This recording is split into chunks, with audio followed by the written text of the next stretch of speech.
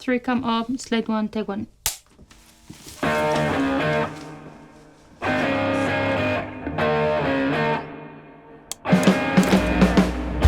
I think I'm just proud of the fact that the studio is still here, that people are still interested in using it, and that it is now a kind of known commodity. And I think that most people, if they hear the name Core now, it's an established brand, you know, and I'm very proud of that.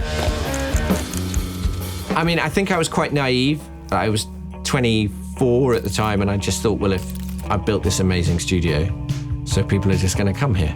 And that wasn't the case at all. I think it was sort of staring at the telephone, going, ring, you bastard. So I started the studio with a friend, and so we were just finding this thing out together. There were so many highs and a few lows, but when you're doing that kind of with your best mate at the time and discovering it together, and we were very good at holding each other up, that was a really important part of the energy of the studio, because people kind of came here and they picked up on this sort of energy of these two mates having like the time of their lives.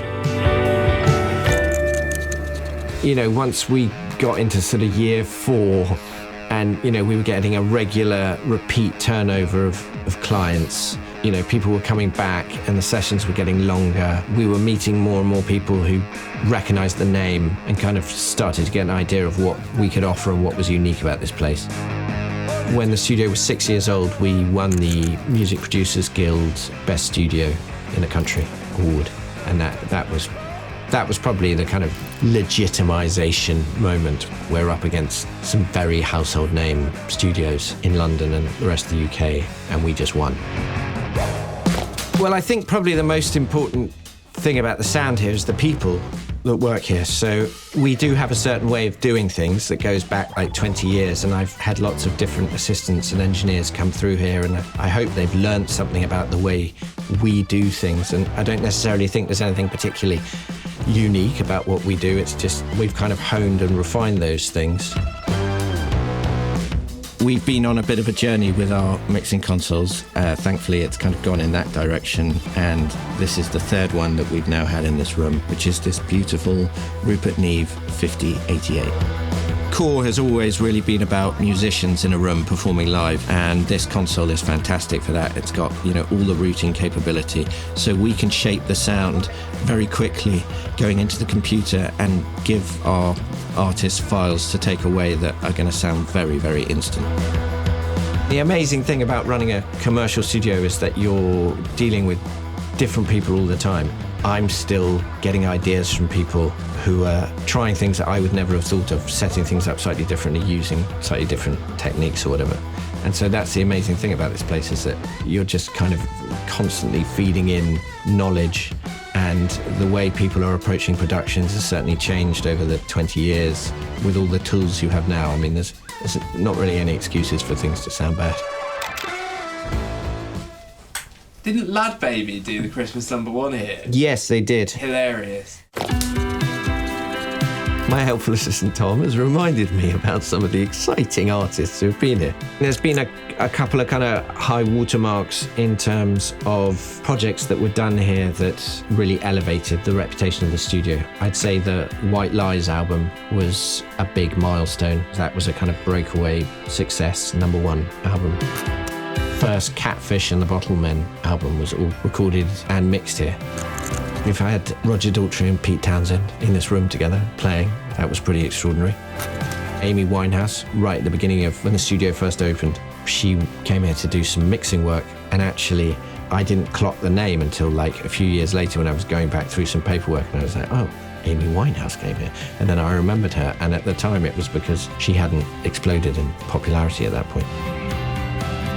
If I think about when we started, aside from a few producers and engineers that I had trained under, the wider world didn't really know who we were. So, you know, it really did start from 3 or 4 different people who kind of took a chance on us, and it all kind of spun out from there into like a web, and it all is connected back to that.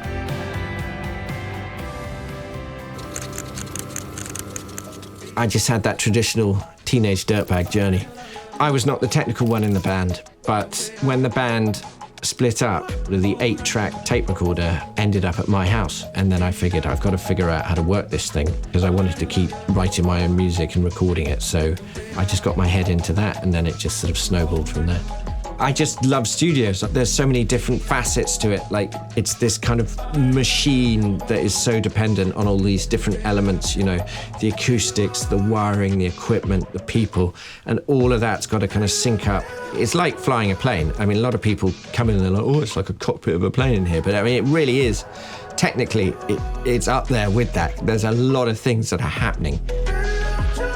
I just always was in love with the kind of romance of that and how you would bring all these different elements together and present this kind of cohesive working thing that's going to provide people with all this joy because they're going to come in and they're going to record their music and that's with them, you know, hopefully forever, and they take it and they play it to people and that goes out into the world and you've been part of creating that.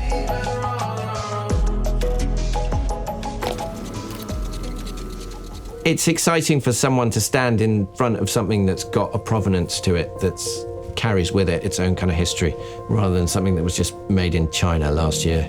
And, you know, people appreciate that because, you know, they're working with like tools that have been proven to pull their weight, you know, for 20, 30 years, you know, have a history going forward. There's a microphone here that was made in the 1940s in France. So if you think about probably some of the things that microphone was privy to, and it's still here and it's still being used, someone coming in here and thinking, well, I'm now part of that story, I'm now part of that timeline.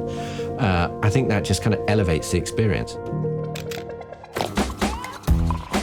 I had an idea of what I wanted the space to do and what the layout would be, and it was always designed with live music in mind. So we needed a decent enough large space that you could fit 10, 12 performers in, and then a couple of booths where you could separate things off. There's something elevated about a performance, you know, when you're in a room together and you're all shooting for the same thing. I always think you're going to put more of yourself in it. You don't want to be the one that stops it. We're doing a lot more sessions now where we're just recording straight to tape.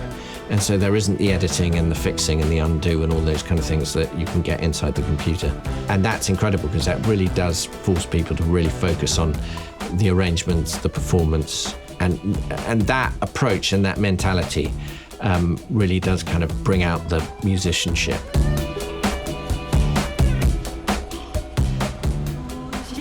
What do I see myself as? Well, I mean, I guess I've always been the face of the studio, but really, you know, over the last few years, I've realized that actually it's really important for the people that work here. You know, they do most of the hard work, if not all of the hard work. You know, I want to make sure they get the recognition and the appreciation they deserve because, you know, it's still very long hours, it's still very high pressure. You're waving goodbye to people at 10 o'clock at night, packing the whole place down to come back in the next morning and start all over again. And so, you know, that's not lost on me. I'm still the spokesperson for the studio. You know, I'm the main point of contact when people are booking, and I still have clients that I work with, produce or engineer with.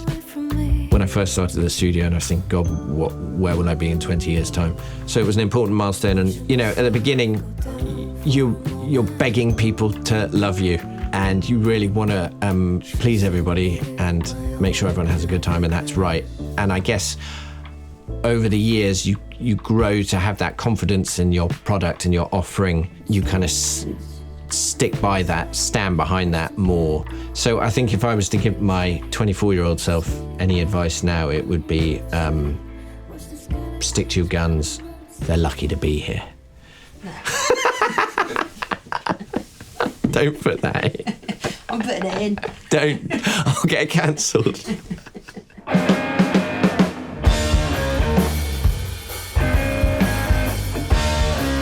Do you think you'll be here for another 20 years? I hope so. Can't see any reason why not.